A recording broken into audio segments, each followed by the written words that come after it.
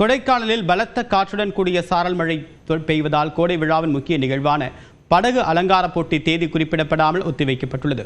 கூடுதல் தகவலுடன் இராணுவ செய்தியாளர் ஜாஃபர் விவரம் என்ன? நிச்சயமாக திண்டுக்கல் மாவட்டம் கொடைக்கானலில் மே மாத சீசனுக்கு வரும் சுற்றுலா பயணிகளை மகிழ்விக்க மாவட்ட நிர்வாகம் சார்பில் மலர் கண்காட்சி மற்றும் கோடை விழா நடத்தப்படுவது வழக்கம். இந்த நிலையில் கடந்த 24ஆம் தேதி மலர் கண்காட்சியுடன் கோடை விழா துவங்கி ஜூன் 1ஆம் தேதி வரை 9 நாட்கள் நடைபெறும் என மாவட்ட நிர்வாகம் அறிவித்திருந்தது. இந்நிலையில் மலர் கண்காட்சியுடன் கோடை விழாவில் நாள்தோறும் பல்வேறு கலை நிகழ்ச்சிகள் நடைபெற்று வருகின்றது.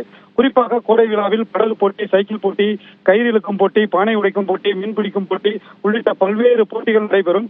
இந்த போட்டிகளில் சுற்றுலா பயணிகள் கலந்து கொண்டு வெற்றி பெற்று பரிசுகளை தட்டிச் செல்வதும் வாடிக்கை. இந்த நிலையில் நேற்று மலைப்பகுதியில் பலத்த காற்றுடன் பெய்த சாரல் மழை மற்றும் மிதமான மழையால் நட்சத்திர ஏரியில் நடைபெறவிருந்த படகு போட்டி நிறுத்தப்பட்டது. அதே போல இன்றும் பலத்த காற்றுடன் கூடிய சாரல் மழை தொடர்வதால் நட்சத்திர ஏரியில் இன்று நடைபெற இருந்த அனைத்து துறை அரசு துறையிலும் பங்கேற்கும் கண்கவர் படகு அலங்கார போட்டியானது தற்காலிகமாக தேதி குறிப்பிடாமல் ஒத்திவைக்கப்பட்டுள்ளதாக சுற்றுலாத்துறை அறிவிப்பு வெளியிட்டுள்ளது.